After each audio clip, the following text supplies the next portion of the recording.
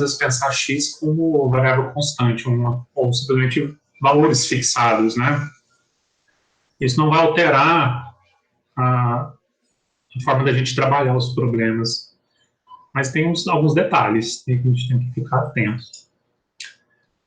Bom, então esse y, né, ele tem média, a gente chama de μ, ele tem variância, a gente inicialmente vai chamar sigma y2, tá? Mas daqui a pouco eu vou, nessa anotação aqui da variância do sigma 2, eu não vou usar mais esse y, tá bom? No subscrito aqui. Inicialmente vamos usar o y, só para vocês identificar uma coisa com a outra. A esperança é uma medida de tendência central e a variância é uma medida de dispersão em torno da esperança. Então, podemos expressar a variável y como uma soma, também, inicialmente. Então, eu posso dizer que o y é o quê? É uma média, tá? Mais um erro, onde esse erro é, de fato, aleatório. A média é uma constante, né? E esse erro é aleatório. Então, esse erro, não sei se vocês lembram da aula passada, né? Ele vem de todas aquelas fontes de variação que você não controla no problema que você está estudando. Você não controla. E aí, acarreta variações, né, no valor de y. Então, você vai medindo lá, você vai ver que o y vai mudando de forma aleatória, sem nenhum padrão, assim, aparentemente, né? Pois bem, isso se deve ao fato, né, do y ser igual inicialmente a uma média, mais aqui um erro, que é aleatório. Esse erro é variável aleatória, né? Em que epsilon é variável aleatória, com esperança zero, tá bom? É porque, assim, na natureza, por que a esperança desse epsilon é zero? Né? Você não tem nenhum indício de que acontecem mais erros para mais do que para menos. Se você tivesse algum indício desse tipo, você podia supor que o epsilon não tem média zero. Mas quando você vai trabalhar com problemas, né, envolvendo variáveis aleatórias, quase sempre, não é sempre, mas quase sempre, esse erro aqui, ele é para mais e para menos. E de uma forma equiprovável, né? Ou seja, a chance de ser um erro para mais é a mesma que a chance de ser daquele mesmo valor para menos. Não tem por que se achar que é diferente disso, né? Bem, mas, de fato, sim, pode acontecer de você observar algo onde o erro para mais é mais provável do que o erro para menos, né? Mas não é no nosso caso, a gente não trabalha com esse tipo de abordagem, né?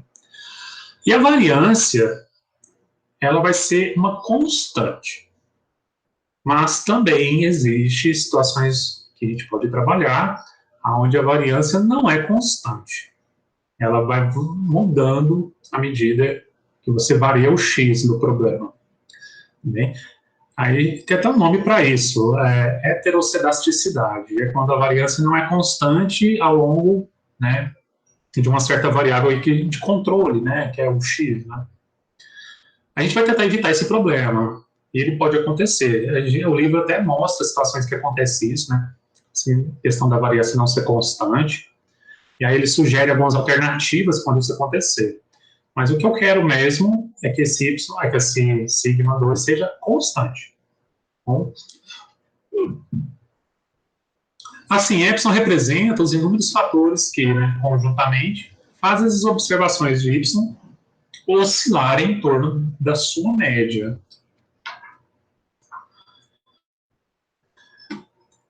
Esse aqui é o modelo mais simples de todos, o modelo de regressão, certo? Chamado simplesmente de modelo simples, que é justamente isso daqui que eu acabei de falar. Tá bom? Aqui é só um quadro que resume essa conversa aqui, bem? Então, o y é uma média mais um epsilon, que é um erro. Bom, esse é o modelo mais básico de todos, mas ele é importante. Né? E ele vai servir como um referencial para nós, mesmo lá no final do curso. A gente vai estar perguntando para vocês aí, olha, eu aceito um modelo simples ou um modelo melhor, mais elaborado, né, com mais componentes. E aí você compara com esse modelo aqui, né? E a gente tem que fazer isso. Certo? Então, μ é a média, é uma constante, né? Então, a média desse epsilon é zero, e a variância desse epsilon é sigma 2, ou seja, também uma constante, né? Se ele não fosse constante, teria que ser aqui uma função do x, né? Mas a gente quer que ele seja constante. Então, veja, aqui eu não faço nenhuma consideração a respeito de algum tipo de distribuição de probabilidade, ainda não. Daqui a pouco a gente vai incluir também aqui uma distribuição de probabilidade. Entendeu? E esse é considerado o modelo mais básico de todos, certo? Mais básico de todos. Por quê? O y é só uma média mais um erro, não tem como ser mais simples que isso. Bom, se você colocar isso aqui num gráfico, como é que fica? Né? Você vai ter uma reta na horizontal, que vai cortar uma certa altura do eixo y, certo? E em torno dessa reta vão estar os valores observados do y, bem? Que se deve ao fato do epsilon, né? Ser aleatório, né? Ou seja, você pega aquela média, soma alguma coisa, subtrai alguma coisa e assim vai.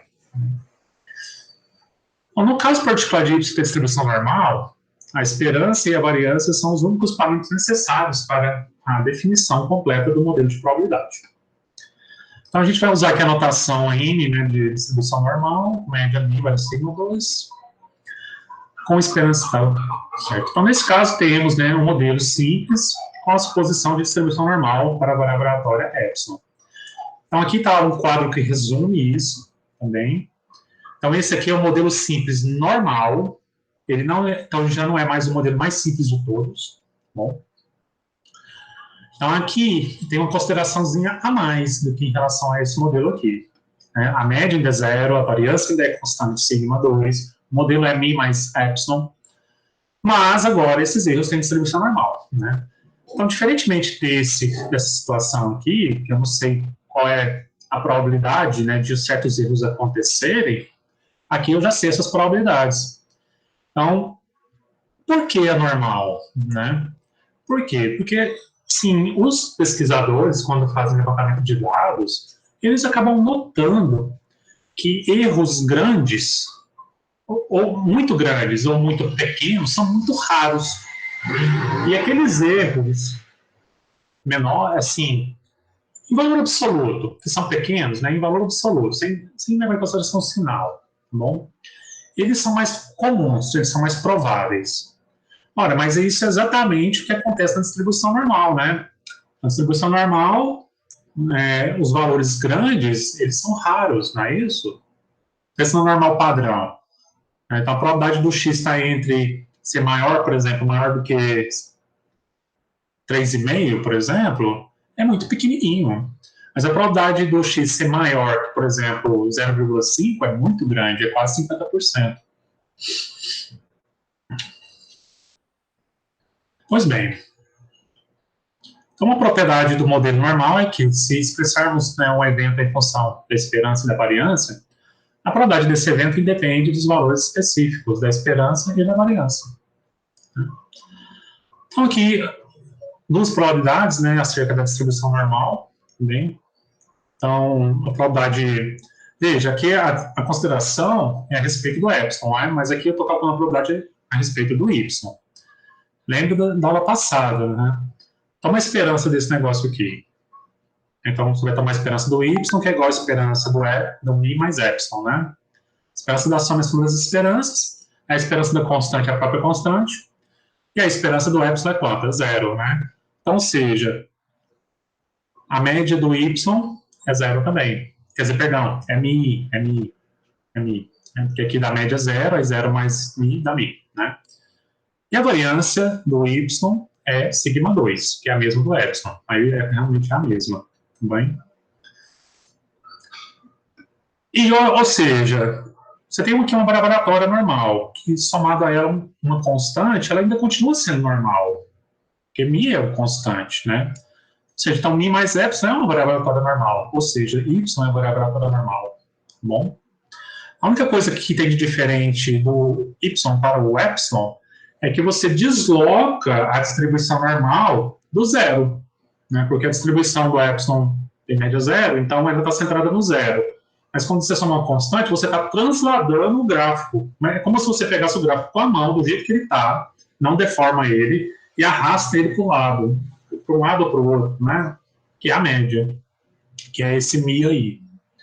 Então, ou seja, aqui coisas que a gente tira da distribuição normal, né, que a gente já conhece faz um tempinho, que a probabilidade, né, da variável aleatória normal está entre a média menos um desvio padrão e a média mais um desvio padrão é de 68%.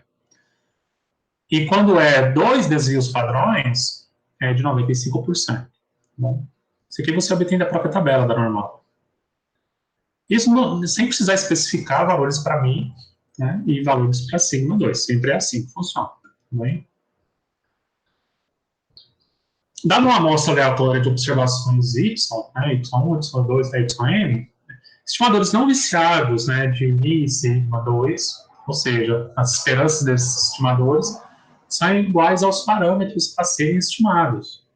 São definidos respectivamente por... Então, aqui é o estimador da média do y, a média aritmética, né? Uma coisa que você já viu lá em inferência, já sabe direitinho. Então, ela também aparece aqui para a gente como o estimador da média. E o estimador da variância é o nosso S2, né? E esse aqui é o estimador não viciado da variância da normal, não é isso? Dividido por n-1, né? Pois bem. Se essa amostra aleatória é do modelo normal, a gente tem então o seguinte, que a média, né, média aritmética, calculada em cima de uma amostra que vem da normal, também tem distribuição normal. E a média é a mesma, é o mi. Mas a variância é a variância do y dividido por n. Bem? Isso também cria resultado lá do curso de inferência. Tá bom? E n-1 vezes o S2 dividido por sigma 2y tem distribuição Q quadrado com n-1 graus de liberdade. Mas esse aqui é um dos problemas mais básicos da diferença, esse que se vê lá no início do curso de inferência, né? Bem, então, esses resultados aqui a gente tem que lembrar deles para sempre, quando a gente é estatística, né? Não dá para esquecer nunca mais, que são os resultados muito importantes a respeito da normal, principalmente, né? Então, sendo aqui Q quadrado, né, representa a distribuição Q quadrado, menos 1 grau de liberdade, com base nessas distribuições, obtemos intervalos de confiança para a média e para o desvio padrão, ou melhor, né, para a variância, né, respectivamente. Então, aqui, veja, intervalo de confiança para a média da normal, você usa a distribuição T, né, lembram-se disso, distribuição T, bem. E aqui o intervalo de confiança para o sigma 2, y, né?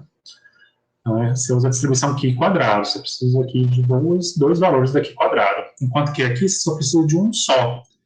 Aí você só faz trocar o sinal, né? Mas aqui não, os denominadores são dois valores diferentes. Então, você tem que olhar dois valores diferentes na tabela aqui quadrado. Veja, vocês vão precisar, assim, todo mundo acha que tem smartphone, né, aparelho celular.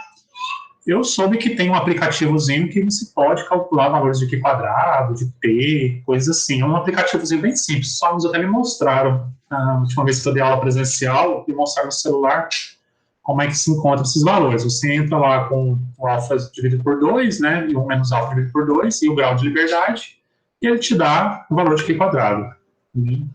Pode usar esse tipo de aplicativo. Até, na verdade, eu acho que deve usar, né? No R, você encontra isso fácil. No R tem essa função e na planilha também do Excel tem também. Assim, eu falo Excel, mas pode ser uma outra planilha, como o Calc, né, lá do LibreOffice, que é gratuito, né? Também a planilha do Google Drive, que também é livre. Então, você encontra esses valores, tanto de T como de Q quadrado. Então, T alfa menos 1, né, o quantio alfa menos 1 da distribuição T student, com n graus de liberdade. Certo? Esse alfa aí, né, estou falando menor que 0,5, mas é igual a 0,5 normalmente, mas pode ser outro valor. Então, o valor de alfa, quando não se diz nada, geralmente você usa 5%. Bem? Isso aqui está errado, essa digitação. Bem? Mas pode ser que você possa especificar outros valores para alfa. Não, assim, isso não é grande dificuldade para nós, né? A gente sabe olhar na tabela, né? Se mudar esses valores de alfa. Pois bem. Deixa eu ver aqui se estou seguindo direitinho o livro. Eu acho que isso. Exemplo. Peso de meninas de 7 a 11 anos de uma certa comunidade é a variável aleatória de interesse. Suponha que essa variável seja normal, com média de 35 kg, e variância 100 kg ao quadrado. Assim, num sorteio, em que cada menina tem a mesma chance de ser escolhida, com probabilidade de 68%, observamos um peso na faixa aí de 25 e 45, que é o quê? A média menos ou mais um desvio padrão, um só, né? Está 68%. Por um ângulo, podemos dizer que aproximadamente 68% das meninas têm peso nesse intervalo, certo? Desde que a amostra seja relativamente grande, né, você pode dizer isso com bastante segurança, né? Bastante confiança, né? Deixa eu ver se eu tenho aqui uma figura. Eu acho que eu tirei uma foto do livro na época.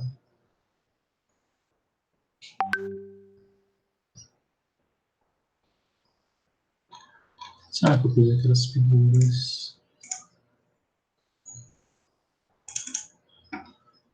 Acho que tá aqui, né? Não.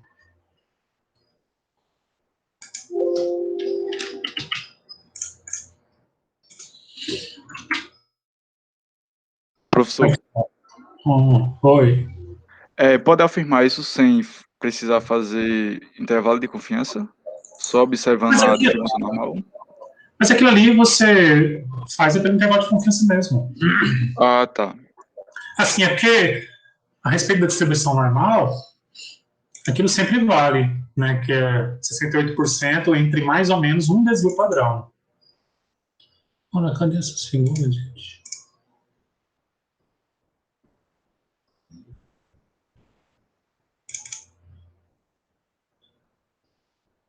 Aqui. Essa aqui é a figura do exemplo, né? Então, aqui, essa área rachurada aqui é a região onde está 68% dos pesos das meninas, né? Então, a média aqui, mais ou menos 35, né? Com um desvio padrão para mais ou para menos. Então, aqui é a probabilidade, né, das crianças terem peso entre 25 e 45 quilogramas. Já volto nessa figura, deixa eu colocar aqui as figuras. Fica meio feioso a figura e tal, mas é uma coisa provisória, só até vocês terem um livro. Se depois tiver o livro aí, está muito bem feito no livro e tal.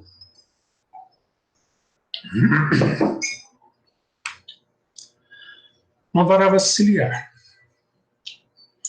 Pois bem, olha, para você falar assim, olha, eu quero usar um modelo de regressão para estudar o meu problema, você precisa ter duas coisas, então. Uma variável resposta, que é uma variável do seu interesse, que é quem você, de fato, quer conhecer e estudar.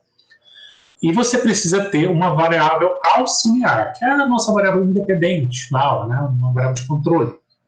A gente vai chamar ela de variável auxiliar. Você precisa ter ela, certo? Para você falar assim, ó, eu quero trabalhar com problema de regressão. Mesmo que seja para a situação do modelo simples, que a gente viu lá, que é só uma média mais um erro. Bem, você precisa ter. Porque o que vai acontecer se você tem esse X, né, e tem essa, que você aceita o modelo simples, ou seja, X não interfere no Y.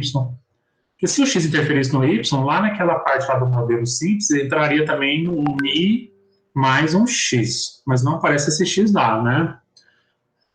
Então, ou seja, porque X não interfere no Y. Você suspeita que interfere, mas quando você faz as estimativas, análise de variância, teste de hipótese e tal, você vê que não é isso, não funciona. X não é útil. Mas a gente tem que supor que ele interfere em Y, por exemplo, no início, né? No início, antes de você fazer as contas, fazer as análises. Supõe que ele interfere em Y, né? E você pode chegar aqui no final e ver que não interfere. Aí a variável auxiliar, auxiliar você na compreensão do comportamento da variável Y, que é a variável de interesse. Tá bem? Então, x com alguma relação com a variável y, o que sugere uma maneira alternativa de estudar o y, tendo como base informações sobre x. Agora, Então, as quantidades que descrevem y são esperanças e variâncias condicionadas aos valores de x, né, denotadas por uma esperança de y dado x e variância de y dado x, em que x é um valor particular do x, aqui da variável x, certo?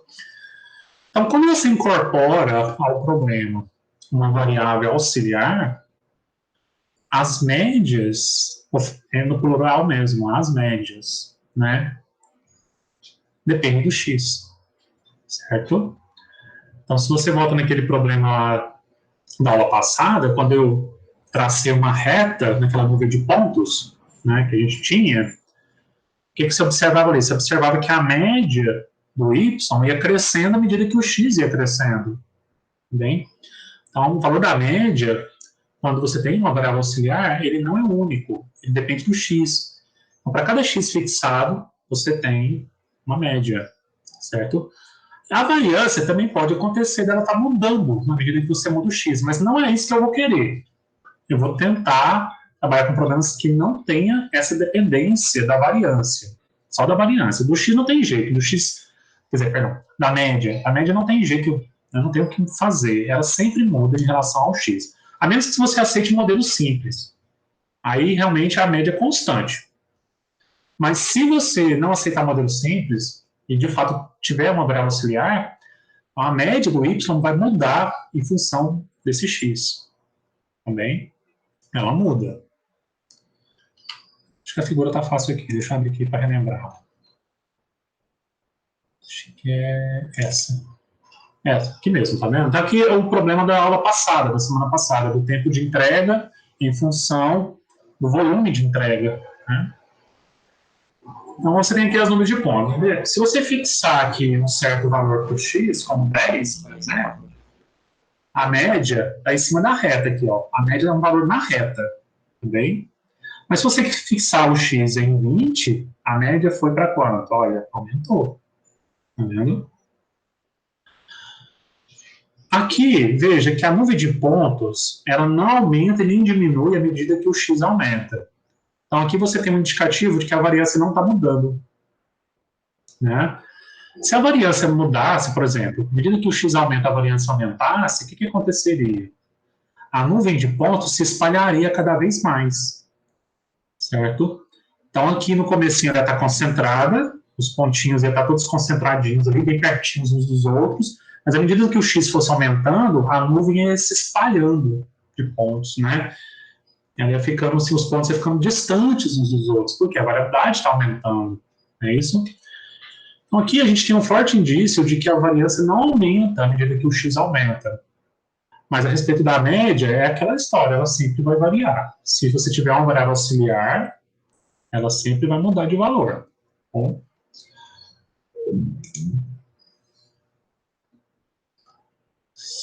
Dada uma forte associação entre x e y, talvez os valores de esperança de y dado x sigam um padrão de valores, né, de variância de y dado x, e sejam menores do que a variância do próprio y.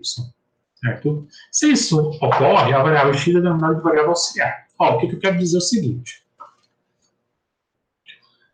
Você tem a variância do y, só do y, certo? Você não se preocupa com o x. Faz o seguinte, você vai ter lá duas colunas de dados, uma do x e uma do y. Aí você vai lá e calcula a variância só do y, por enquanto, só no primeiro momento. Certo? Agora você vai fazer o seguinte, você fixa um valor de x e calcula a variância do y para aquele x fixado. Certo? Se todas as variâncias do y fixado x forem menores, olha a palavra aqui, ó, menores do que a variância do y todo, ou seja, a variância do y levando em consideração todos os valores de y, se sempre for menor, você pode chamar de x como variável auxiliar. Então, x vai ser variável auxiliar. Mas, se para algum valor de x específico, a variância do y for maior do que a variância do y global, eu vou chamar assim y global, que é o y para todos os valores de x, então x não vai ser variável auxiliar. Não vai ser. Vocês estão entendendo o que eu quero dizer? Que é tipo assim, você tem uma variância do y para valores de x fixado. E você tem a variância do y global, ou seja, a variância do y livre do x. Que é fazer a variância do y sem levar em consideração o x. E aí você tem que fazer o comparativo.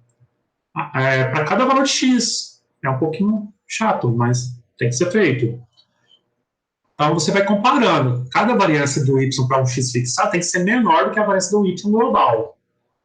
Então, se isso acontecer, x é variável auxiliar. Mas se isso não acontecer, x não pode ser variável auxiliar. Bem, aí tem que buscar uma alternativa para o problema de regressão. Mas eu já vou adiantar logo que isso não vai acontecer no nosso curso. A gente vai trabalhar quase sempre com o problema onde x é variável auxiliar. Mas aqui é só, eu estou passando para vocês, aqui é o critério para você avaliar se deve incorporar ao problema o x ou se ignora o x. Deixa o x para lá. Não, esse x aí não vai me ajudar em nada. Por quê? Para um certo valor do x aí, a variância do y é maior do que a variância do y global. Então, aí não interessa mais o x não vai ser mais variável auxiliar. Tá bem? Então, aqui, né, eu estou dizendo para vocês aqui qual é o critério para você adotar uma variável como variável auxiliar. Ela tem que passar nesse teste aqui, que você tem que fazer. Geralmente você faz isso com uma planilha, né? Você cria uma planilhazinha. Na primeira coluna você põe os valores de x de interesse. Na segunda coluna você põe a variância do y, né? E na terceira, e já sabe qual é a variância do y global, né? Sem a função do x. E aí você vai comparando, né? Um por um, cada valor, e ver. Se todos forem menores, então você usa x como variável auxiliar. Certo. Isso está na página 9 do nosso livro, então, certo? Esse critério para saber se adota x como variável auxiliar ou não. Bem? Então, a figura a seguir apresenta amostras de pares de valores de variáveis x e y para 3 configurações. Então, deixa eu abrir aqui a figura.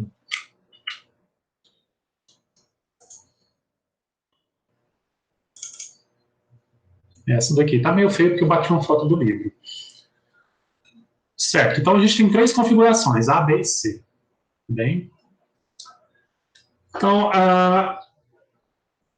certo, então na situação A, não há relação entre as variáveis. Por que não há relação entre as variáveis? Aqui você tem um plano cartesiano, y e x. Então, x, né, o eixo horizontal, e y, o eixo vertical. Bem? Aqui você está colocando o y em função do x. Quando você coloca os valores de y em função do x, e a nuvem de pontos que surge, certo? É uma nuvem de pontos, assim, bem bagunçada, certo? Toda espalhada, sem nenhum tipo de forma geométrica aparente ali, que você consegue passar pelos pontos, né? Como realmente parecido com esse negócio aqui da figura A. Então, ou seja, aqui você tem uma situação em que x não é também variável auxiliar. Bem? Por quê? À medida que você vai aumentando os valores de x, os valores de y não se comportam com um certo padrão. Né? Você não consegue traçar um padrão para o y à medida que você vai variando o x. Porque os pontos, os valores observados, né, são espalhados de uma forma assim, caótica mesmo, bagunçada. Não tem um padrão, não tem uma coisa que você consegue associar, né, de modelo matemático, né, de forma geométrica, nem nada assim. Certo, vamos passar para a próxima situação. Então, nas situações B e C, nota-se relação entre as variáveis, sendo mais acentuada em C. Observe que nas situações B e C, podemos destacar pequenos intervalos disjuntos no eixo X, ao que os correspondentes valores de Y sejam observados em intervalos também disjuntos, de menor dispersão. Bem? Então, veja só que na figura B, nota o seguinte, que à medida que o x vai aumentando, o y parece que também vai aumentando, né? Seguindo um certo padrão matemático. Lógico que um pouco grosseiro ainda nesse momento, porque os pontos, né, estão relativamente espalhados, né, aqui, mas eles estão espalhados aparentemente em torno de uma reta. Se você passar uma reta aqui, você vai ver que os pontos ficam mais ou menos, sim, à mesma distância dessa reta, né? Ficam próximos dessa reta, bem? E isso ainda é mais notável na figura C. Aqui, de fato, os pontos caem quase que perfeitamente em cima de uma reta, mas não exatamente em cima de uma reta. Por quê? A gente tem o nosso epsilon ali, né, agindo em cima dos valores de y, né? Que é a variável aleatória epsilon, né, que tem média zero e variância fixa, né, constante. Então, veja só, se você passar uma reta aqui, você vai ver que tem pontos que estão acima da reta, pontos que estão sobre a reta e pontos que estão abaixo da reta. Não muito abaixo, não muito acima, mas estão. Bem? Então, aqui há um indicativo muito grande de que há uma forte associação entre as duas variáveis. Elas estão, de alguma forma, relacionadas. De alguma forma, né, um pouco amplo, né, mais assim, um pouco genérico, mas assim, estão relacionados conforme uma regra linear, que é uma reta, né, de uma forma mais especificamente falando, né. Então, esse tipo de problema aqui é um problema de regressão linear. É o nosso problema, é o que a gente quer trabalhar em cima disso. Então, se você faz um gráfico dos dados observados e isso daqui acontece, você tem um forte indício de que você tem que trabalhar com o modelo de regressão. Também. Aqui também, na situação B, né, o indício é forte de que o modelo de regressão cai bem aqui nesses dados. Entretanto, na figura A, não há nenhuma relação entre as variáveis que você consegue visualizar, né? Você pode até ser cético, falar assim, não, né? Porque assim, pelo gráfico não dá para ter certeza. Não, você está certo, faz teste de hipótese, né? A gente ainda vai aprender a fazer. Aí você vai verificar lá que vai dar errado mesmo. Ele vai, né, vai negar o fato de que isso aqui é um modelo, que você pode usar um modelo de regressão para isso, né? Tem outros testes que a gente vai fazer para saber se de fato usa um modelo de regressão ou não. Bom, a gente vai ver isso um pouco mais para frente. A gente precisa ter ainda a parte de inferência nesses modelos de regressão para saber como fazer isso.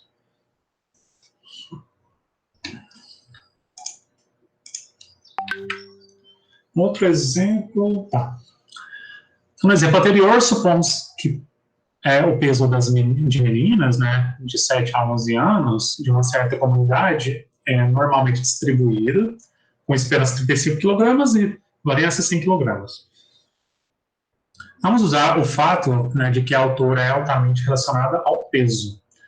Assim, isso é um pouco intuitivo, né? A gente sabe que quanto mais alta a pessoa, mais pesada ela é, mas isso não é uma regra universal. A gente sabe que tem pessoas baixinhas que são mais pesadas que pessoas mais altas, né, do que ela. Né? Mas, né, de uma forma assim geral, geral não, de uma forma assim intuitiva, né, a gente espera que pessoas mais altas sejam mais pesadas, né? Então, assim, a gente já espera que tenha uma relação entre altura e peso das pessoas, né? Fora algumas exceções, certo? Então, assim, o peso de meninos de determinada altura está mais concentrado em uma faixa específica. Vamos supor que o peso vinculado à altura seja normal, com esperança, dependendo do valor da altura, e com variância 36 kg. Esperanças, 30 kg, 36 kg e 40 kg, correspondentes às alturas 1,35, 1,40 e 1,50. Certo? E aqui tem os intervalos de valores, só que aquele intervalo para normal, né, que a gente já sabe que é normal e tal, a gente sabe, né, que 68% dos pesos das meninas, né, vão estar entre 24 e 36, que é a média menos um desvio padrão e a média mais um desvio padrão, né? E aqui, para 95%, que aqui é a média menos dois desvios padrões e a média mais dois desvios padrões, né, 95%. Então, temos aqui algumas estimativas de dos pesos para certas alturas das meninas, né? Com dois níveis de confiança diferentes aqui. Então, comparando os intervalos de probabilidade, 68%, com os apresentados no exemplo anterior, vemos que agora há mais precisão, intervalos específicos e mais concentrados. A figura, certo? Então, essa figura que eu vou mostrar aqui na sequência, ela vai ilustrar, né, esse modelo de probabilidade. Vamos ver aqui. Essa daqui, tá certo? Então, distribuição do peso de meninas, a densidade mais dispersa é a densidade dos pesos em geral. E a densidade mais concentrada é a densidade dos pesos meninos com 1,35 metros de altura. Então, quando você foca nas meninas com 1,35 metros de altura, você vê que a variância diminui. Aqui, a figura mais larga é para todos os pesos, a distribuição de probabilidade para todos os pesos, sem levar em consideração a altura. E aqui, essa mais achatada é quando eu forço a altura ser igual a 1,35 e vejo como se distribui os pesos nessa altura específica. Então, o que está acontecendo aqui? A variância para essa altura específica, o que aconteceu? Ela diminuiu, não foi? Aqui, no gráfico mais largo, eu tenho a variância global de todos os pesos. E aí, quando eu fixei uma certa altura, né, para a variável auxiliar altura, né, diminuiu a variância. Então, como aconteceu isso, é um indício de que eu posso usar a altura como variável auxiliar. Tá bem? Por quê? Porque a variância para certas alturas fixadas não está aumentando mais do que a variância global para todas, né, as alturas. Tá bem? Bom, você não precisa fazer esse gráfico para ter essa certeza a respeito se usa x como variável auxiliar ou não. Você pode fazer uma tabelinha, parecida com essa daí que eu tinha mostrado agora. Certo?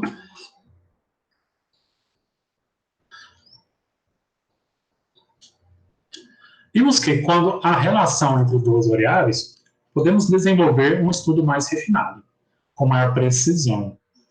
Há vantagens em usar a variável altura no estudo da variável peso. Quando esperança e variâncias gerais, né, de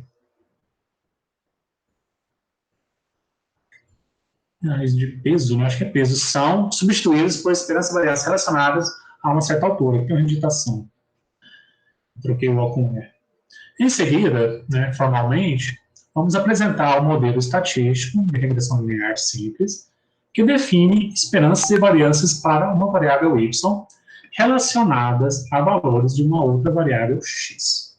Então, em particular, vamos começar com um modelo que define as esperanças dispostas em linha reta, com relação aos valores de x e variâncias iguais. O modelo de regressão linear simples, então. Certo? Isso vai lá para a página 11 do nosso livro. Então, seja y, vamos então definir o modelo de regressão linear simples agora. Agora, então, ou seja, eu tenho certeza que eu posso usar x como variável auxiliar. Tá bom? Eu fiz aquela análisezinha, né, descritiva, né, inicialmente, e eu verifiquei que as variâncias do y para x fixado são sempre menores que as variâncias do y global, né, do y para todos os valores. Certo? Então, ou seja, eu já sei que x pode ser usado como variável auxiliar. Certo? Então tá aqui x. Vou chamar ele de variável aleatória inicialmente, depois a gente vai usar ele como valores fixados. E aí, então, x é uma variável auxiliar, mas também pode ser chamado de variável regressora. Tá? O y é variável, a gente chama de variável resposta. Porque ele responde a uma variável auxiliar, não um x. Então, o modelo de regressão linear simples descreve a variável y como uma soma de quantidade determinística e uma quantidade aleatória. A gente vai ver aqui no quadro como é isso.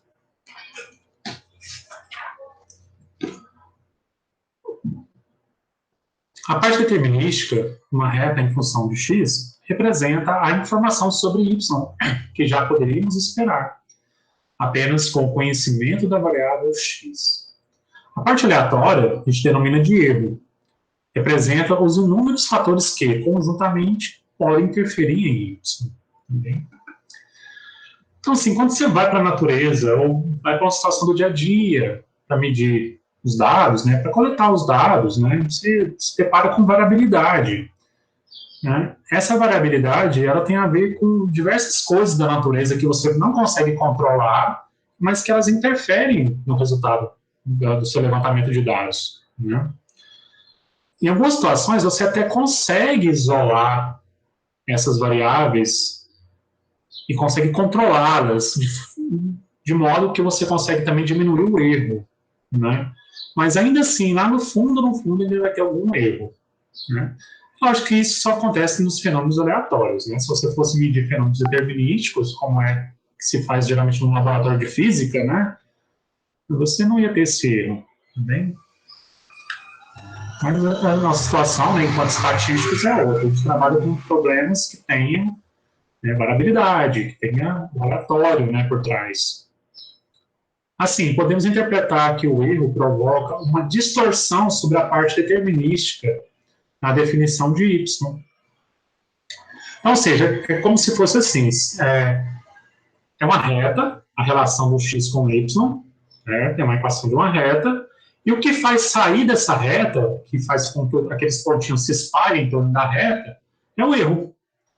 Tá bem? É o erro. E esse erro vem de fontes que eu não controlo. Bom, pessoal, eu estou falando aqui já há um tempão, eu não sei se estou falando sozinho. Deixa eu dar uma olhada, vocês estão aí, né? Entrei pelo link errado, desculpa, professor. Tá. Estamos aqui.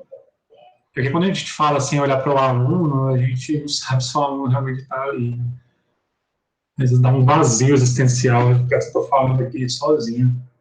Mas vocês estão aí, sim, percebi. Pois bem. Utilizando beta 0 e beta 1 para denotar os coeficientes da reta, epsilon, e a variável erro, sigma 2, a variância da variável erro, Ex, um valor específico da variável x, podemos sumarizar o modelo de regressão linear, né, no quadro a seguir. Eu já vou mostrar esse quadro.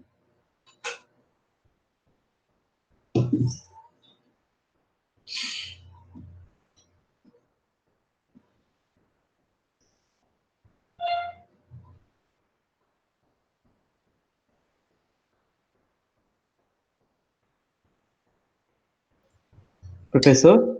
Oi? Desculpa perguntar isso aqui para o senhor, mas tipo, um amigo meu perguntou se o senhor vai dar regressão à noite. Não, mas eu acho que a noite está sem professor por enquanto. Eles estão para contratar um professor aí, só que vocês já viram como é a burocracia para se contratar professor nos tempos de hoje, né? Mas vai ter esse professor. Vai ter um atraso também na disciplina, infelizmente, mas vai ter sim. Eu acho que está sem mesmo professor. Obrigado não sei se pela vocês sabem, resposta. mas o professor Kleber não faz mais parte do departamento de estatística. Ele foi embora para Pernambuco, trabalhar na Federal Rural. Aí foi mais uma baixa no nosso quadro de professores, que criou mais um problema para o departamento, né, que já tinha tantos problemas, né? Pois é. Então, assim, outra dificuldade também para contratar esse professor, né, você pode estar perguntando assim, mas né, você sabia que precisava do professor, que não contratou mais. É o problema que não se sabia. Essa questão do reajuste de matrícula ter se prolongado por tanto tempo, as turmas, assim, elas aumentam e diminuem o número de alunos, né? E a gente sabe que certas turmas não podem abrir, né? Quando você, por exemplo, tem um aluno ou 0 alunos, não abre a turma, né? Então, para o departamento é muito difícil de você falar assim, agora a gente pode contratar o professor porque precisa, né? É difícil porque esse reajuste de matrícula tão longo, né, faz com que os chefes de departamento tenham que esperar o reajuste acabar para saber quais são as turmas que precisam realmente de professor. Né? Então, ou seja, a administração da UEPB, geralmente, ela peca muito por isso. A administração lá em cima, né, a da reitoria, da Prograde, principalmente, né, de, às vezes, deixar esses períodos de reajuste de matrícula, de pré-matrícula, reajuste de matrícula tão longos, eles tinham que ser menores, para você já ter certeza de quais turmas vão funcionar, quais turmas vão fechar, para você saber se precisa contratar professor ou não precisa. Né? Mas, infelizmente, os chefes de departamento têm que lidar com essa situação que a Prograde põe para eles. Né? É ruim para os chefes de departamento. Mas vai ter esse professor, sim. Vou tomar uma aguinha aqui.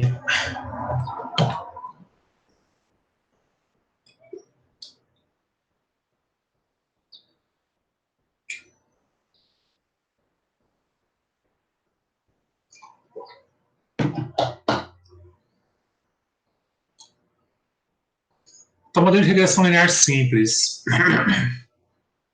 Então, veja só. Agora eu já sei que x é uma variável auxiliar. Eu vou usar x como variável auxiliar. Então, já tenho ali meu epsilon. Né? E agora, no lugar daquele mi, certo? Que é uma constante, entra agora uma equação de uma reta. Né? Lembra da equação da reta? A mais bx. Só que aqui, em vez de usar a e b, eu vou usar beta 0 e beta 1. Beta 0 mais beta 1x, a equação de uma reta. Por quê? Eu identifiquei, né, por meio, por exemplo, de uma figura como essa daqui, né, eu identifiquei uma situação ou parecida com essa B ou parecida com essa C, mas não parecida com a A. Bem? Ou seja, então, não é constante o valor de Y. Né? Não, a média não é constante. A média ela é uma equação de uma reta. Hein? Então, esse é o tal do modelo de regressão linear simples. Só que esse ainda não é o normal. Não é o normal, porque ele só supõe que a média do erro é 0 e a variância do erro também é sigma 2. E veja que eu já não estou usando mais o y. Também. Porque não precisa, porque esse sigma aqui, certo? Ele é a variância do epsilon e é também a variância do y. Porque quando você calcula que a variância aqui, passa aqui a variância dos dois lados da igualdade, a variância do epsilon e a variância do y. A gente já viu isso na aula passada. Pois bem, então, esse beta 0, esse beta 1 e o x, nesse momento, são tudo constantes. Todas constantes. Bem? A única coisa que é variável aleatória aqui é o y e o epsilon. E o y só é variável aleatória porque o epsilon é variável aleatória. Tá bem? Então, o que determina a variabilidade do y é o epsilon. Então, os erros que a gente não consegue controlar na hora de fazer a coleta de dados. Tá bom? Então, frequentemente, supomos que o modelo de probabilidade do erro é um modelo normal. Assim, é porque a distribuição normal é a que mais aparece na natureza, nos problemas naturais, mas não é a única. E eu já vou dizer isso agora para vocês e vai valer para o resto do nosso curso de regressão. A gente só trabalha com a distribuição normal para o erro. Para o erro. Tá bem? Então, para a distribuição do erro, a gente só adota a distribuição normal. Tá bem? Não vamos adotar outra distribuição normal. Por quê? Se você mudar essa distribuição aqui de probabilidade para os erros, você tem que mudar toda a matemática, toda a inferência estatística para se estimar esse beta 0, esse beta 1 e o sigma 2 também. Tem que mudar tudo, tem que recomeçar, né, o desenvolvimento dos cálculos. Todos aqueles estimadores que a gente conhece, que a gente trabalha, e as propriedades deles, como essas daqui, ó. Vendo? Essa aqui é uma propriedade da média aritmética para a coleta de dados de uma distribuição normal. Então, você coletou os dados de y de uma distribuição normal. Então, só por isso que isso daqui vale. E isso aqui também. Mas se você tivesse... Isso aqui, essas duas coisas aqui também, né? Os intervalos de confiança. Mas se você tivesse mudado a distribuição aqui, tá vendo? Se você tivesse mudado essa distribuição aqui dos epsilon para uma outra distribuição, como por exemplo a Poisson, ou Q quadrado, Weibull, Pareto, não sei o quê, né? Você teria que mudar todos esses estimadores. Porque vai ser diferente na hora que você for fazer lá a obtenção do estimador pelo método da máxima verossimilhança, ou pelo método dos quadrados mínimos, ou pelo método dos momentos. Tudo isso aqui muda. Tudo muda. Pode ser até por coincidência sejam iguais, mas por coincidência. Mas a gente já tem que suspeitar que vai mudar essas coisas todinhas. Então, isso daqui é consequência de eu ter adotado isso daqui. Então, se eu mudar isso daqui vai mudar. Lá no curso de diferença, você sabe muito bem que isso acontece, muda mesmo. Né? Então, a gente lá no curso de inferência, a gente trabalha com amostragem aleatória simples, né? E de uma certa população. Não é isso? Essa população pode ser normal, pode ser qualquer outra coisa. Pode ser binomial, Poisson, ou qualquer outra, né? E a gente sabe que muda as formas do intervalo de confiança, muda as formas do teste de hipótese, e assim por diante. Dos estimadores pontuais, muda tudo. Certo? Então, assim, para evitar essas dificuldades de ter que mudar as fórmulas toda vez que muda a distribuição de probabilidade, então, a gente só vai adotar a distribuição normal para a distribuição dos erros. Tá bem? A gente vai focar só nela, então.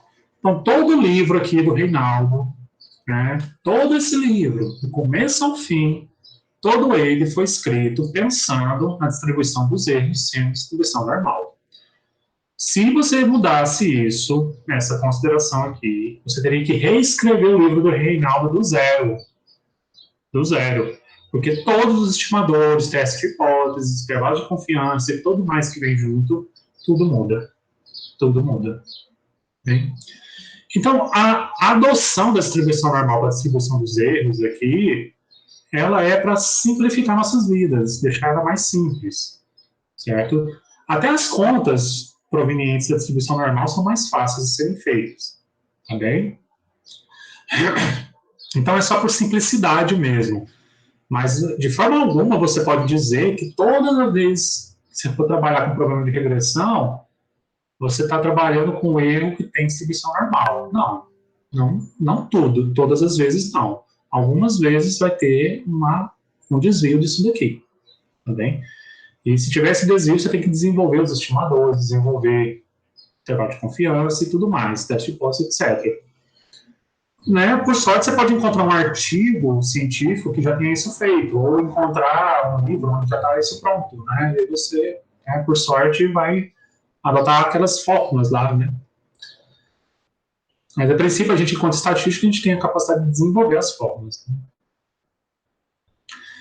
Então, a gente vai, por simplicidade, adotar a distribuição normal, tá bom? Para a distribuição dos erros. Média zero e variância constante.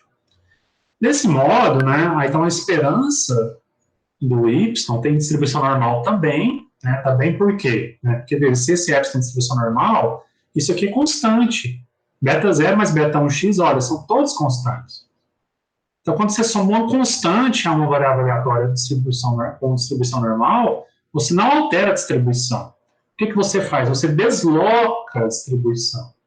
Olha aqui, ó, essa figura aqui, ó, que eu mostrei na aula passada.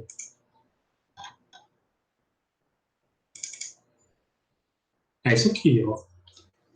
Certo? Veja, aqui você tem o y e tem o x, né? Você sabe que vai usar um modelo de regressão, né? Onde aqui os erros têm distribuição normal com média zero e variância sigma 2. Então, veja, aqui está a reta de regressão, que é a média, né? Então, veja, a distribuição, à medida que se vai mudando os valores de x, ela se mantém. Bom, ela se mantém.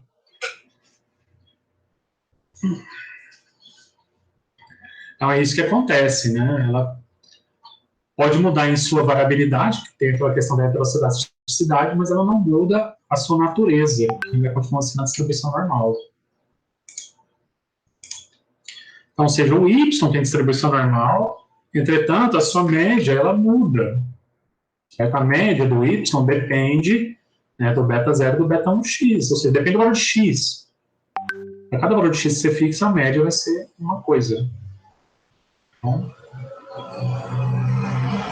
tá, isso aqui é facilmente obtido, a gente, se não me engano, viu isso na aula passada, quando eu apresentei os aspectos motivacionais, né? Isso aqui é muito fácil obtido, são as propriedades da esperança e da variância, né? Que está associado só à soma, né? Então, dessa forma, podemos interpretar o parâmetro beta1 como uma mudança esperada em y, correspondente às variações, né, de uma unidade em x. Então, veja só, a gente tem 3 parâmetros aqui, inicialmente, tá? O problema mais simples que a gente vai trabalhar nesse curso é envolvendo 3 parâmetros, no mínimo. Tá? Depois vão aparecer outros parâmetros, quando a gente for trabalhar com modelo múltiplo, modelo polinomial e modelo não linear e tal, aparecem outros parâmetros. Mas o modelo mais simples de todos, quer dizer, um dos mais simples de todos, né, tem aqui pelo menos 3 parâmetros. É lógico que se você verificar que x não é variável auxiliar, então você vai ter só 2 parâmetros. Aí você vai ter o beta 0 e o sigma, né? E aí o beta 0, na verdade, era aquele mi que a gente viu lá no comecinho da aula de hoje, né, do modelo simples, né? Aí eu substituo o beta 0 por mi, mas só se eu tiver certeza que não vou usar o x como variável auxiliar. Mas se você tem certeza que você vai usar x como variável auxiliar, então entra um parâmetro a mais, que é o beta 1x. Bom, o beta 0 é o valor de y quando o x é 0. Né? Só olhar para a reta.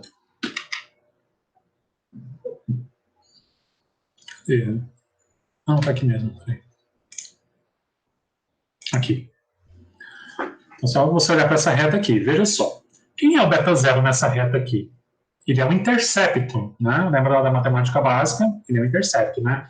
Ou seja, ele é o valor de y quando o x é 0. Ou seja, é o valor aonde a reta aqui toca o eixo y. Né? É o valor de y aonde a reta toca o eixo y. Bem, esse valor, o beta 0, ele não é interessante para ser interpretado. Ele tem que ser calculado, de fato tem que ser calculado. Ele tem que ser estimado, com certeza. Mas na hora de você concluir a resposta do problema, o beta 0 é irrelevante. Ele não tem nada para te dizer. Por quê? Qual é a vantagem de você interpretar, né, um valor de x, um valor de y quando o x é 0? Qual é a vantagem disso? Nenhuma. Né? Não tem uma interpretação interessante acerca disso. Por outro lado, o o beta 1 é muito interessante. Na verdade, a interpretação toda, na conclusão que você vai fazer do problema, é em torno do beta 1. Certo? Então, o beta 0 vai ser ignorado na conclusão do problema. Ele não é ignorado nos cálculos, na análise. Na análise não é, no desenvolvimento, né? O beta 0 é importante. Mas na conclusão do problema, o beta 0 não é importante. Ele é irrelevante. O beta 1 sim é importante. Por quê? O beta 1 te diz o quê? Ele te diz o quanto o x, em média, aumenta ou diminui, porque isso aqui também pode diminuir, né? Mas aqui nessa situação, quanto que o y aumenta, em média, para cada unidade do x que você aumenta. Ou seja, para cada item que a pessoa lá coloca na máquina de vendas automática, cada item, um por um, quanto, em média, ele demora para fazer isso? Quem te dá essa resposta é o beta 1. É o beta 1. É interessante, não é? Olha, para o empregador, né, ou para o dono, ou o administrador da fábrica, né, das bebidas lá não alcoólicas, né, é muito importante para ele saber quanto, em média, o entregador dele lá demora para colocar cada item na máquina de venda automática. É lógico que isso é importante. Para ele poder fazer todo o planejamento da logística, da entrega. Ele tem que saber isso. Né? Então, quem te diz essas coisas é o beta 1, não é o beta 0. Bom, então, o beta 0 não é relevante na interpretação. Ele é importante nos cálculos. Assim como o beta 1. Mas na hora de concluir o problema, quem é importante é só o beta 1. Também. Porque ele vai te dar essa resposta, ou seja, de o quanto o y varia para cada unidade do x que se varia. Então, por exemplo, né, para ilustrar aí esse modelo de regressão, né, foi feita uma simulação pelo autor, né, aí ele escolheu esses parâmetros aqui, então esse aqui a gente tem que calcular, né, mas para fazer simulação, você precisa fixar esses valores. Bem? Então ele fez uma simulaçãozinha, fixou aqui os valores dos parâmetros iguais a isso. Então, dessa forma, y é composto pela reta, né, 5 mais x, porque o beta 0 é 5 e o beta 1 é 1. 5 mais x é a equação da reta lá no modelo de regressão, e a variabilidade do epsilon é, né, variância, né, 0,25. Então, aqui você tem um problema, né? Você tem aqui, então, que o epsilon, né, tem distribuição normal como ainda 0 e variância 0,25. Aí agora você sabe que, então, depende do x, né? O y depende do x, então x é variável auxiliar. Aí você substitui alguns valores de interesse prático para o x, para verificar o que acontece com o y.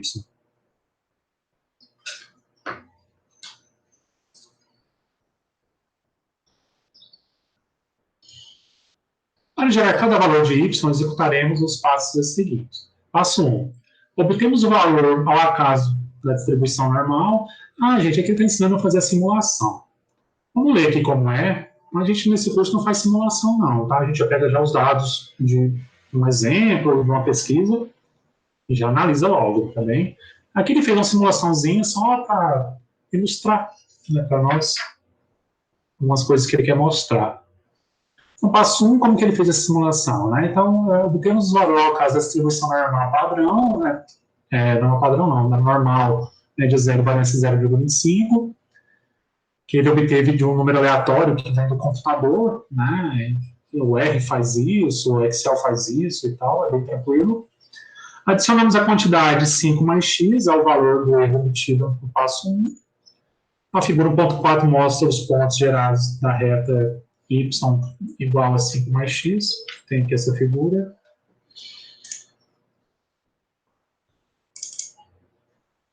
Acho que a próxima é essa. Então, aqui foi o que ele fez, ele obteve da simulação dele. Então, ele fixou essa reta 5 mais x, certo? E em torno dela ele gerou alguns números aleatórios. Na verdade, ele gerou 2 números aleatórios para cada valor de x fixado. Então, para o x igual a 4, ele gerou 2 números aleatórios. Bem? Certo, volta lá. Notamos que a variância, o erro, foi relativamente pequena, porque os pontos estão bem próximos da reta. Bom, isso se deve ao fato de ter escolhido uma variância pequena, né? Ele escolheu uma variância de 0,25, é muito pequenininho esse valor. Então, é só por isso que os pontos aqui estão tão pertinhos da reta, né? Veja que eles estão bem pertinho da reta aqui, né? Esse aqui está um pouquinho mais distante, no x igual a 8. Mas o x igual a 10, x igual a 12 está muito pertinho, o x igual a 4 está colado aqui na reta, igual o x igual a 6 também.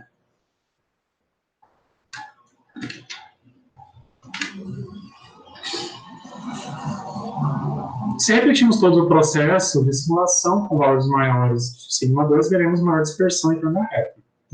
Que é de se esperar mesmo.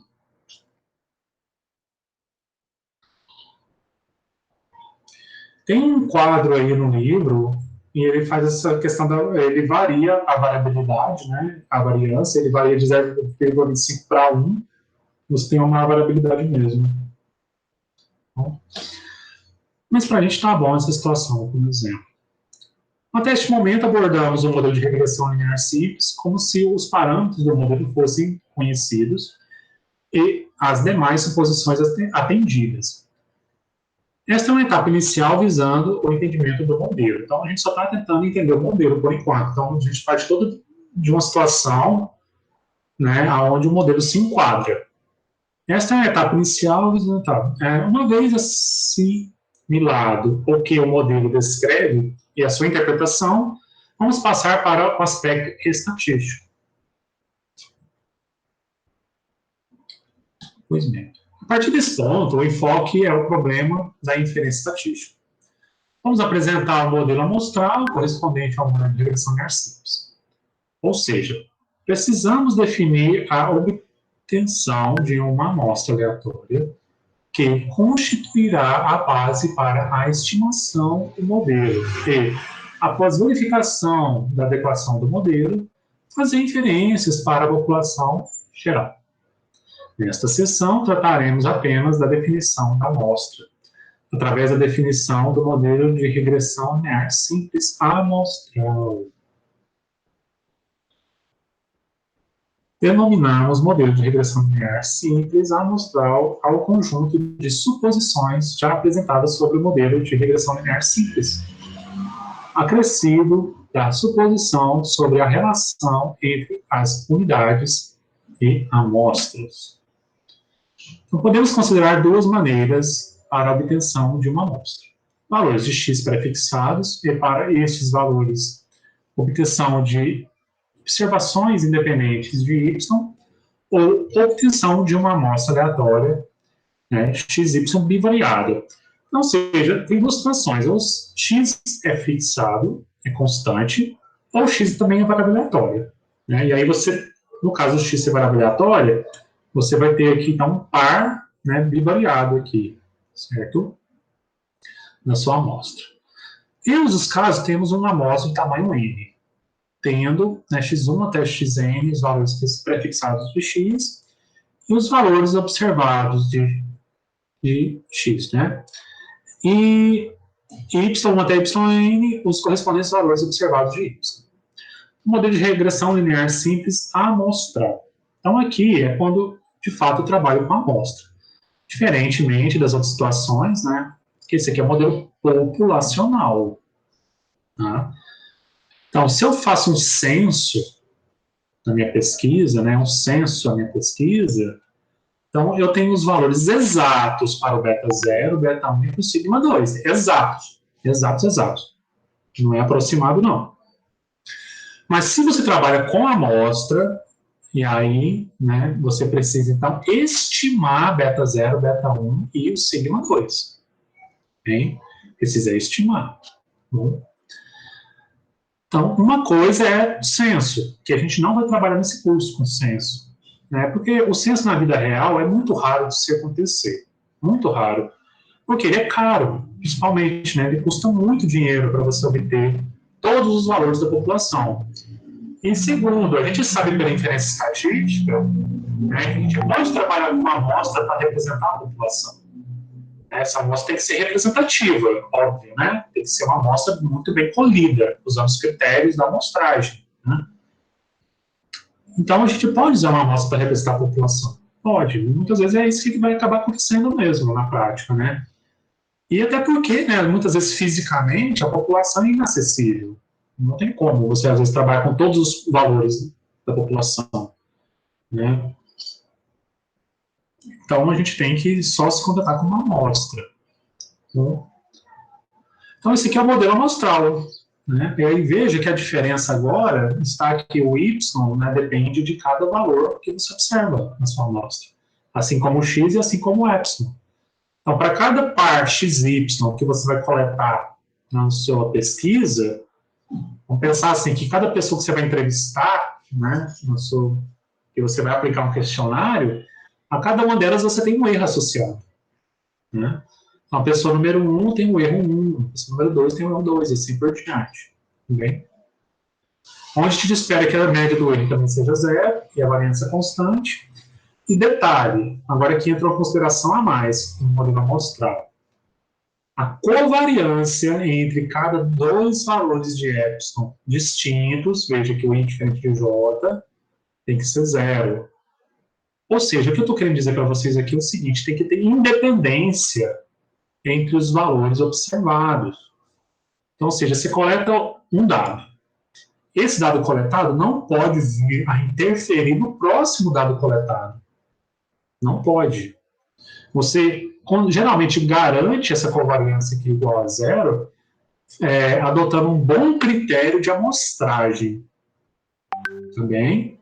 Então, você, né, garantindo aí que você está usando uma boa amostragem, uma amostragem, né, sem correlação, como é, por exemplo, a amostragem aleatória simples. Então, se você estiver usando a amostragem aleatória simples, isso aqui vai acontecer. Também. Então, tem que tomar esse cuidado também, né, na hora de colher a amostra, de modo que os valores que você vai coletando, eles não influenciam uns aos outros. Pois bem. Modelo de regressão linear simples amostral e, ao mesmo tempo, normal. Porque veja que esse aqui não é o normal, viu? Veja que eu não falo nada de distribuição normal aqui. Mas aqui sim. Então, ali, esse modelo de regressão linear simples amostral normal, ele é a mesma coisa que esse modelo aqui, com uma suposição a mais. Que, além de tudo, os epsilon tem que ter distribuição normal. Né, com média 0 e valência sigma 2. Continua valendo também o fato de, né, não ter correlação nenhuma ou covariância nenhuma entre os valores observados, entre os épsilons aí. Deste ponto em diante, usaremos sempre o modelo de regressão linear simples amostral com a suposição de normalidade do erro. Então, a partir de agora, daqui para frente, desde que eu tenha certeza que x é uma variável auxiliar, tá certo? Auxiliar. Então, a gente vai supor que aqueles épsilons todos têm distribuição normal, com média zero e variância constante. E também que eles não tenham nenhuma covariância uns com os outros, certo? Então, você teve a garantia de que quando você colheu a amostra, ninguém interferiu uns nos outros. Tá bom? Então, após a definição da obtenção da amostra, precisamos definir estimadores para os parâmetros do modelo. No entanto, faremos um parênteses no próximo capítulo para examinar, sob o ponto de vista estritamente matemático, o método dos quadrados mínimos para a escolha de uma reta que represente o conjunto de pontos fixados. Então, não é nesse capítulo ainda que a gente vai ver os estimadores. Deixa para o próximo capítulo, no caso da aula da semana que vem. Tá bem?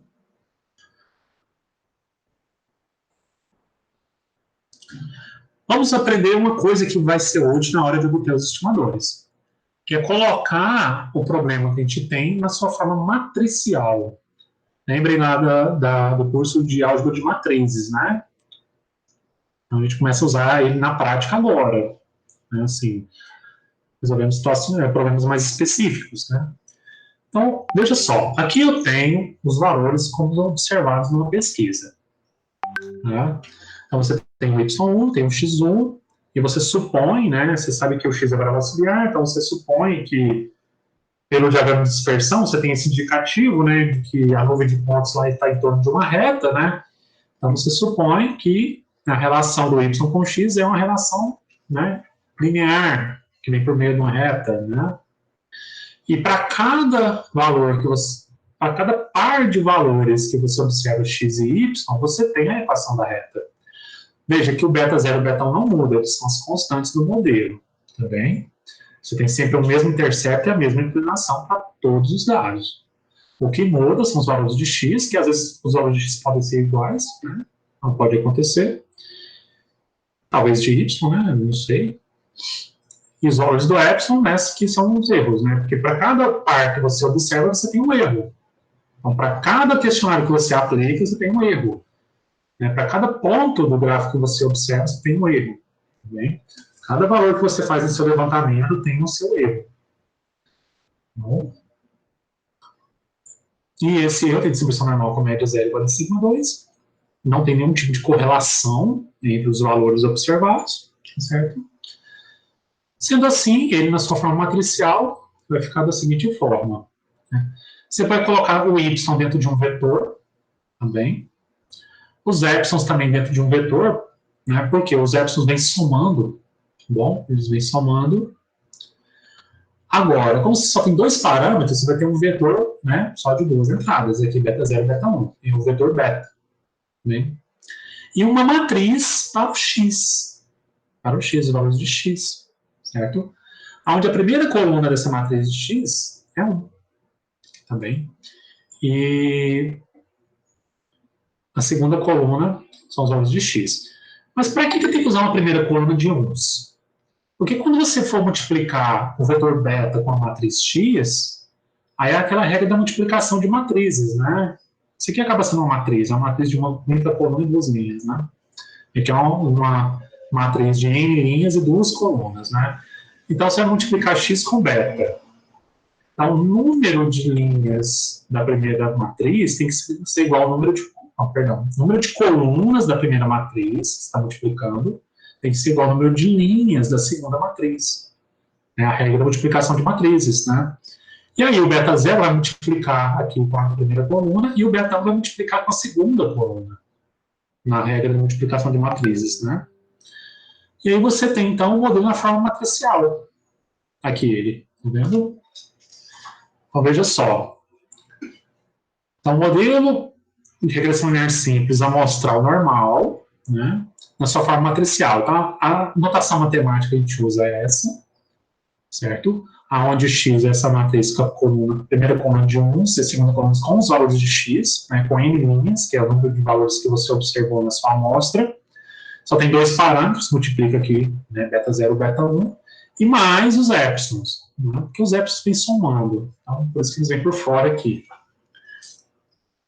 Aí, quando você faz a multiplicação aqui e soma com isso, você tem isso para cada linha, né? Porque, veja, a matriz que resulta dessa multiplicação aqui é uma matriz que tem, né? Tenho aqui N linhas, né? Então vai ter N linhas, né? E vai ter uma única coluna, né? Porque aqui tem duas linhas e uma única coluna. É isso? Então vai ter N linhas e uma única coluna. Né? Então aqui é uma única coluna, certo? Ora, mas cada carinha desse daqui, por exemplo, na primeira linha da matriz, é o Y1, né? Porque é o beta 0 mais beta 1 x1 mais epsilon 1. Esse cara é o Y1. E aqui é o beta 0 mais beta 1 x2 mais epsilon 2 é o Y2. E assim por diante. É o YN. Então, para cada valor que você observa na sua pesquisa, você tem essa relação aqui matricial. O vetor aleatório epsilon é composto, né, de variáveis independentes, né, com distribuição normal com média 0 e grande sigma 2. Desta forma, o vetor de esperanças, né, dos elementos de epsilon é o vetor nulo, de dimensão n, e a matriz, cuja diagonal é formada pelas variâncias, os demais elementos são as covariâncias, é dada por isso daqui, certo? Ou seja, como a gente sabe que não tem nenhuma relação entre os épsilons, né, diferentes, então a correlação, a covariância, né, entre dois erros diferentes é zero, né? Então, ou seja, todo mundo que está fora da diagonal principal é zero. E quem está na diagonal principal é a covariância do epsilon 1 com epsilon 1, por exemplo, né? Esse primeiro carinha aqui. Ora, mas a covariância de uma variável com ela própria é a variância da variável. Ora, mas a variância dos epsilon são o quê? Sigma 2. Então, na diagonal principal, você tem o sigma 2. E fora da diagonal principal, você tem zeros, porque a gente supõe que os dados foram coletados sem nenhum tipo de covariância entre os erros, entre os valores observados. Bem? Isso aqui é escrito na forma matricial, e sigma 2 vezes a matriz de identidade. Sigma 2 aqui é só uma constante, viu? E aqui é uma matriz mesmo, uma matriz de identidade. De ordem N. Então, esse é o modelo aqui, modelo de regressão linear simples amostral na sua forma matricial.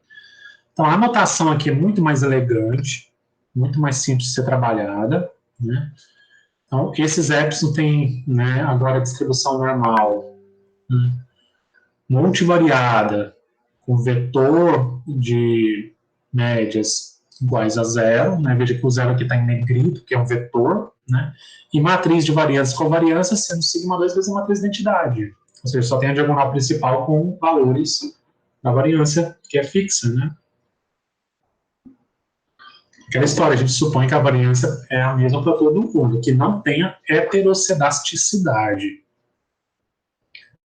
Esta forma matricial será usada para outros modelos de regressão, além do modelo de regressão linear simples. Na definição de outros modelos, o vetor beta poderá ter dimensão mais do que 2, e a matriz X será definida de acordo com as suposições do modelo em questão. Considere a simulação apresentada no exemplo 1.3. Vamos identificar o vetor beta e a matriz X, né? Então, o vetor beta é beta 0 e beta 1. Lá, o beta 1 a gente supôs que era 5 e o beta 1, 1. Então, beta 0, 5, beta 1, 1. E a matriz X, né, que a primeira coluna sempre é de 1, e a segunda coluna com os valores de X que você, de fato, usou ou observou na sua amostra, né, na sua pesquisa.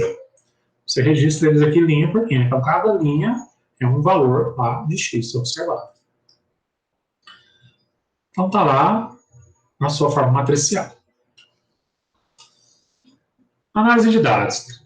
Então, uma pesquisadora estuda a angulação dos pés de dançarinas, determinando a média entre os ângulos dos pés direito e esquerdo, quando praticam um certo movimento de dança clássica.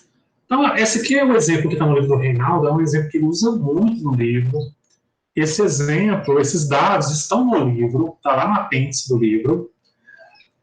Eu já tenho esses dados já num arquivo, que você pode ler no R. Tá? Então, basicamente, ele fez o seguinte, esses dados são reais, tá? O Reinaldo coletou mesmo das meninas lá. Eu acho que foi em Campinas isso, numa escola de danças lá. Então, elas faziam um certo movimento de dança, o mesmo movimento para todas as meninas de diferentes idades, né, de 5 a 16 anos. E aí, ele fazia o seguinte, ele media o ângulo, nesse movimento lá que a menina fazia, ele mediu o ângulo de rotação do pé esquerdo e do pé direito. Depois fazia uma média aritmética entre essas duas angulações, para ter o valor da variável resposta, do Y. Tá? Ele coletou dados de 163 meninas. Então, se eu fosse escrever esses dados na forma matricial, eu precisaria de 163 linhas nessa matriz. Bem? Então, está lá no apêndice D do livro, do nosso livro texto, que vocês estão aí adquirindo. Então, cada observação é a média dos ângulos de rotação dos pés. O intervalo de confiança de 90% para a média proporcional dos ângulos é dado por... Então, veja que já é o intervalo de confiança 90%. Não é mais o alfa não é 5%, não. O alfa é 10%. Bem? Então, a gente pode mudar isso. Se eu não tivesse dito nada, seria 95%. E que tem, então um intervalo de confiança para, né, a média aí dos pés das dançarinas. Né? A média entre o pé esquerdo e o pé direito. Tá bom? No entanto, o objetivo desse estudo é analisar a angulação dos pés ao longo da idade. Então, ele coletou dados de meninas de 5 anos a 16 anos. E ele quer ver se tem alguma relação entre essa angulação com a idade. Ou seja, à medida que as meninas vão envelhecendo, será que essa angulação aumenta ou diminui? Então, é uma resposta muito interessante que ele quer dar em cima de um problema extremamente prático, que poderá ajudar depois, né, as próprias professores de dança, né, a traçar algumas metas para o futuro, né, sabendo disso. Né. Então, a tabela a seguir apresenta as médias e os padrões amostrais os ângulos vinculados à idade. Não tem essa tabela aqui? Deixa eu olhar aqui no livro. Acho que não digitei essa tabela, mas eu tenho os dados aqui. Não? Meu Deus. Deixa eu ver se eu não bati uma foto do livro, né? Isso aqui eu fiz de uma forma provisória, só até as pessoas conseguirem os livros, né? Até aqui não. Mesmo das outras vezes que eu ensinei.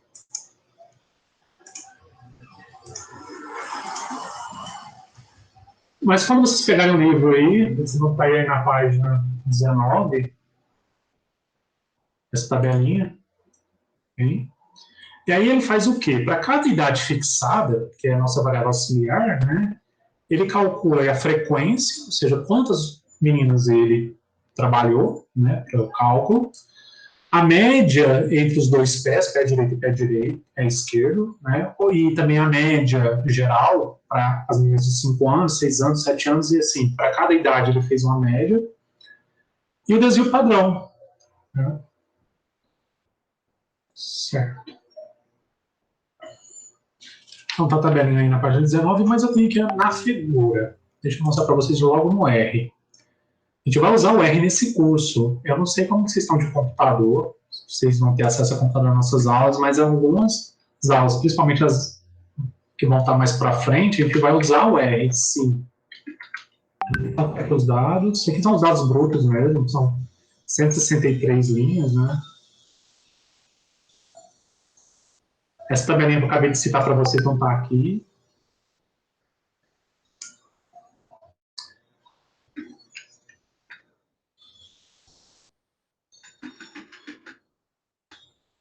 Então, aqui está o gráfico. Deixa eu dar uma aumentada aqui nele.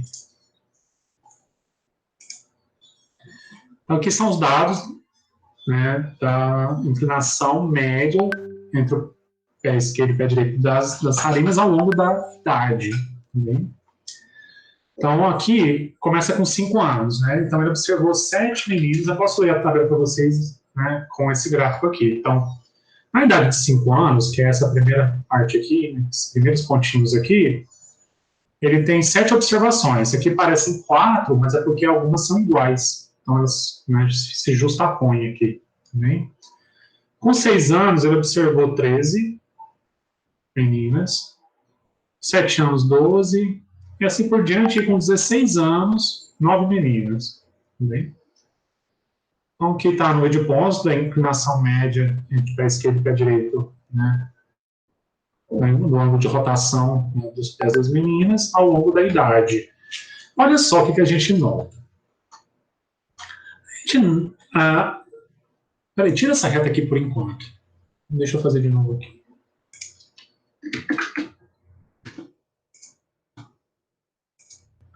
Olhando aqui para a nuvem de pontos, esquece aquela reta. Vocês acham que tem alguma relação entre essa angulação Y e a idade? Vocês conseguem perceber um padrão assim na nuvem de pontos? Como, por exemplo, assim, à medida que a idade vai aumentando, a angulação vai aumentando? É difícil, não é, assim, de responder isso.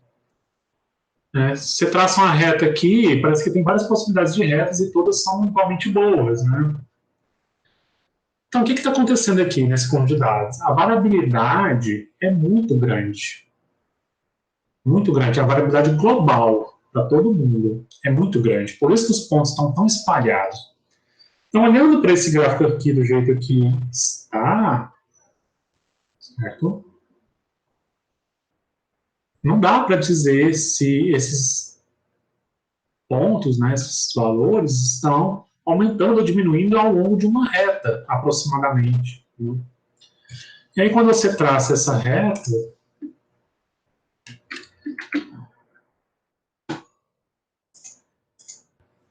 certo? Quando você traça essa reta, você vê que, de fato, os pontos se espalham muito. Mas aqui a reta tem uma certa inclinação. Então dá a entender, tem um indicativo, eu ainda não vou falar ainda da inferência, né? Há um indicativo aqui, né, uma sugestão de que realmente há um aumento nessa inclinação, né, à medida que aumenta a idade. Mas eu precisaria fazer uma análise muito mais, né, séria do assunto, para ver se de fato vai existir mesmo essa relação. Mas há esse indicativo, sim, é uma suspeita de que isso acontece.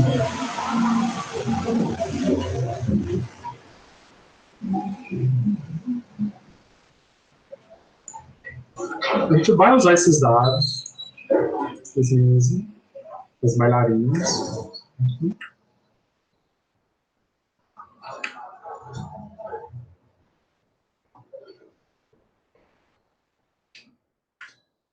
Essa discussão aqui, praticamente assim, ele faz umas referenciazinhas, ele faz intervalos de confiança para idades fixadas, né? E ele observa algumas coisas, né? Deixa eu ver aqui. Usando apenas a informação relativa à unidade específica, podemos estimar pontualmente, ou por intervalo, né, a média populacional dos ângulos dos pés das meninas de tal idade. Da mesma forma, como fizemos para a média populacional geral. Então, você pode fazer algumas coisas aqui inicialmente. Você pode fazer o quê? Você pode estimar a média das inclinações sem se preocupar com a idade. Então, você vai ter só um conjunto de observações que não tem o x, né? Só o y, que são só as inclinações. Você pode fazer intervalo de confiança para essas médias, né?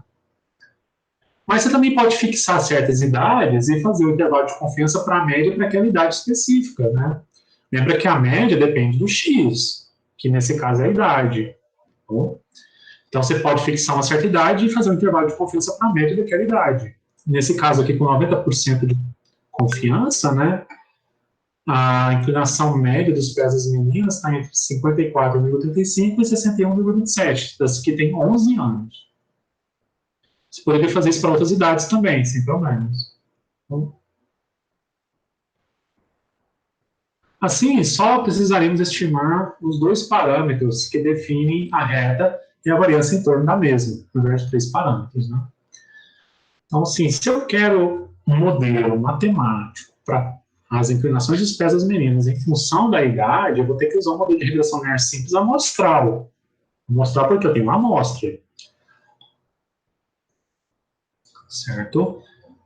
E aí eu preciso estimar beta 0, beta 1 e o sigma 2, que são 3 parâmetros. A gente vai obter essas estimativas mais para frente, não agora, porque ainda não é o momento. A gente precisa ver as técnicas de inferência que provém, né, do método de obtenção de estimadores, que é o dos quadrados mínimos. A gente não vai utilizar o método de obtenção de estimadores da máxima verossimilhança. A gente não vai adotar ele, não. Apesar que no livro tem um apêndice que ele obtém os estimadores de máxima verossimilhança. Mas a gente não vai usar eles. Então, até o próprio autor não usa. Ele usa os que vêm do mínimo quadrado. E aí ele deixa como um apêndice, para quem tem curiosidade, ver como são os estimadores de máxima verossimilhança. Só que ele não vai muito além, não. Certo? Ele não vai nos pormenores dos cálculos que tem mais para frente, que depende dessa ideia. Mas, assim, então, o principal método de estimação que a gente vai utilizar aqui, o principal método para obtenção de estimadores que a gente vai utilizar aqui é o dos quadrados mínimos, ou mínimos quadrados. Pronto, então, para a aula de hoje é isso, é uma aula mais rápida. E a nossa segunda atividade assíncrona, né, para fazer todos os exercícios do capítulo 1 do livro do Reinaldo, que é da página 22 até a página 26. São exercícios de revisão, de inferência. Aqui só está a ementa do curso.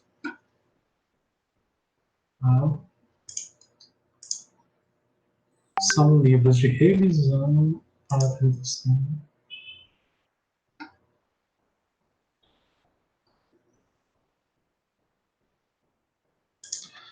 Bem, então, acho que semana que vem todo mundo já deve estar com o livro em mãos. Eu acho que comentei com você semana passada, eu tenho 3 exemplares desse livro aqui comigo, novinhos, que eu tinha comprado, porque da última vez no período passado, eu comprei a mais, porque eu já suspeitava que fosse precisar mais para frente, né?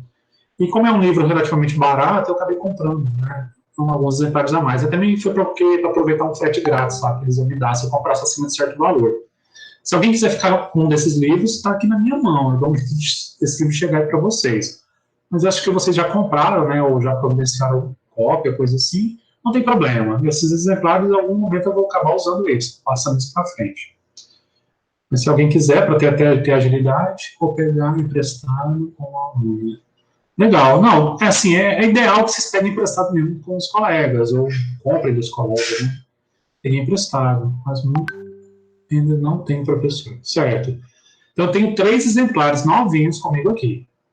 Bem, eu vendo para vocês no preço lá do site lá, com desconto. É R$35, se não estou enganado. Tá? E assim, eu não estou ganhando nada com isso, não. Eu vendo, só vou estar pegando o dinheiro de volta, na verdade, tá? Porque eu comprei nesse preço mesmo.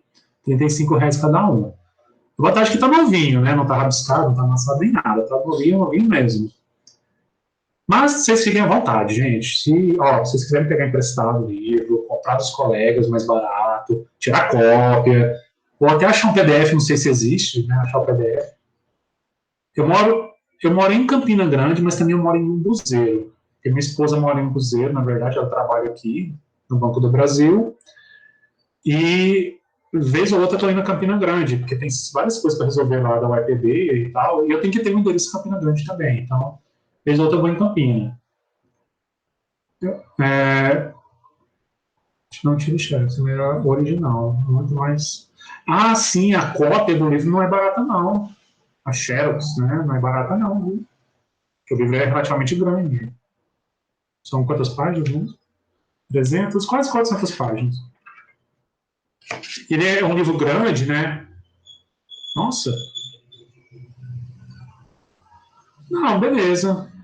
Eu posso, ou você pode mandar o dinheiro, ou pegar aqui comigo em Buzeiro, ou lá em Campina. Eu mesmo vou a Campina Grande amanhã, eu tenho que resolver uma coisa lá. A gente dá um jeito, eu faço se chegar na mão de vocês de alguma forma. Eu até posso ter levado, dependendo de onde for que vocês moram, eu levo, entrego na mão. Certo? Eu não estou ganhando nada com isso, não. É só que realmente, para mim, também é muito bom vocês terem esse livro. A disciplina vai fluir melhor, tá bem? Professor, Mas então, professor, licença, em quinta, então, é só para resolver os exercícios, né? já está marcado, então. Eu vou mandar um e-mail. Na verdade, eu vou responder um e-mail com o link da aula de hoje, dizer para vocês fazerem isso, para deixar registrado a atividade assíncrona dessa semana. Então, toda semana vai ter atividade assíncrona, porque não vai ter prova. O senhor coloca no e-mail, as páginas, que eu vou esquecer. Ah, sim. Mas são todos os exercícios do capítulo 1. Só tem uma parte com exercício do capítulo 1, tá? Mas eu faço sim, eu ponho as páginas lá. Todo final de capítulo desse livro tem uma lista de exercícios. E ela só fica no final mesmo do livro.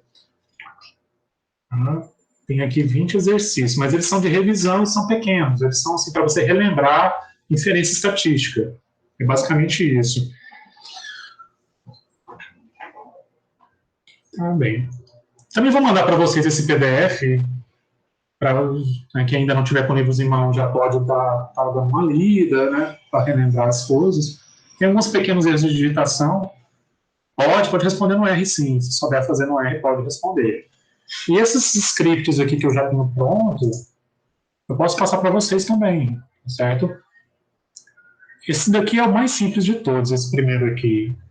E depois eu fui aperfeiçoando ele, deixei ele melhorzinho. Mas esse aqui resolve. Né? Mas não vai precisar disso nesse momento. Não, agora, nesse momento, você pode usar o R como auxiliar. Mas, assim, ainda não vamos usar o R como a ferramenta para análise de regressão ainda, porque a gente não sabe fazer isso. A gente não sabe fazer os cálculos das estimativas, né, por meio dos estimadores de mínimos quadrados. A gente não sabe nada de teste de hipótese ainda nesse curso. A gente vai ver como é que funciona o teste de hipótese nesse curso. Bom.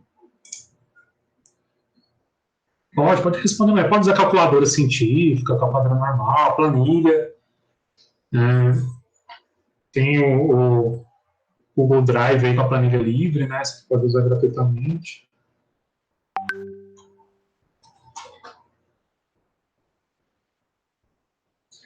Então era isso a aula de hoje.